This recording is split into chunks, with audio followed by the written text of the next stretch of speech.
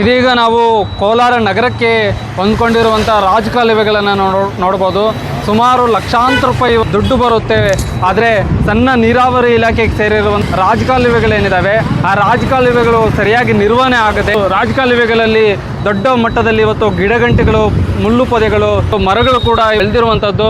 ಯಾಕೆ ಇವತ್ತು ಸಣ್ಣ ನೀರಾವರಿ ಇಲಾಖೆಯ ಅಧಿಕಾರಿಗಳೇನಿದ್ದಾರೆ ಅವರು ನಿರ್ಲಕ್ಷ್ಯ ವಹಿಸಿರುವಂಥದ್ದು ನೋಡ್ಬೋದು. ಇಲ್ಲಿ ಅಪಾರ್ಟ್ಮೆಂಟ್ಗಳಿದ್ದಾವೆ, ಮನೆಗಳಿದ್ದಾವೆ. ಕಾಲುವೆಗಳಲ್ಲಿ ಬರುವಂಥ ನೀರನ್ನು ಕೂಡ ಸರಾಗವಾಗಿ ಮುಂದೆ ಸಾಗಲಿಕ್ಕೆ ತುಂಬ ಅಡ್ಡಿಯಾಗಿರುವಂಥದ್ದು ಸಾರ್ವಜನಿಕರಿದ್ದಾರೆ. ಇಲ್ಲಿ ನಾವು ಮಾತಾಡ್ಸೋಣ.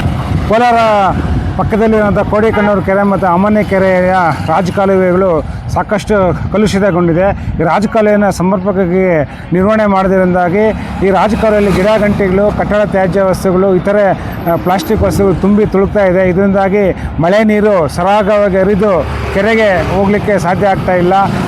ಇದರಿಂದಾಗಿ ಸುತ್ತಮುತ್ತಲು ವಾಸ ಮಾಡುವಂಥ ಜನರಿಗೂ ಸಹ ಹಲವಾರು ಕಾಯಿಲೆಗಳಿಗೆ ತುತ್ತಾಗುವಂಥ ಅವಕಾಶವಿದೆ. ಹಾಗಾಗಿ ಸರ್ಕಾರನ ಒತ್ತಾಯ ಮಾಡುವಂಥದ್ದು, ಮಳೆಗಾಲಕ್ಕಿಂತ ಮುಂಚಿತವಾಗಿ ನೀವು ರಾಜಕಾಲುವೆಗಳನ್ನು ಒಂದು ಶುಚಿ ಮಾಡೋದ್ರಿಂದ ನೀರು ಸರಾಗವಾಗಿ ಹರಿಯುವಂಥದ್ದು ಮಾಡ್ಬೋದು.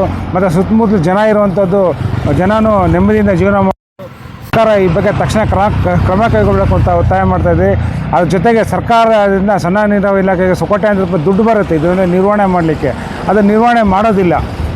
ಇದು ಸಾಕಷ್ಟು ಹಗರಣಗಳು ನಡೀತಾ ಇದೆಯೇನೋ ಅಂತ ಗುಮಾನಿ ಸಹ ಬರ್ತಾ ಇದೆ. ಹಾಗಾಗಿ ತಕ್ಷಣ ಇವುಗಳನ್ನು ನಿರ್ವಹಣೆ ಮಾಡಬೇಕಂತ ಒತ್ತಾಯ ಮಾಡ್ತಾಯಿದ್ದೀವಿ. ಸಣ್ಣ ನೀರಾವರಿ ಇಲಾಖೆ ಅಧಿಕಾರಿಗಳಿಗೆ ಇವತ್ತು ಲಕ್ಷಾಂತರ ರೂಪಾಯಿ, ಕೋಟ್ಯಾಂತರ ರೂಪಾಯಿ ದುಡ್ಡು ಬರುತ್ತೆ.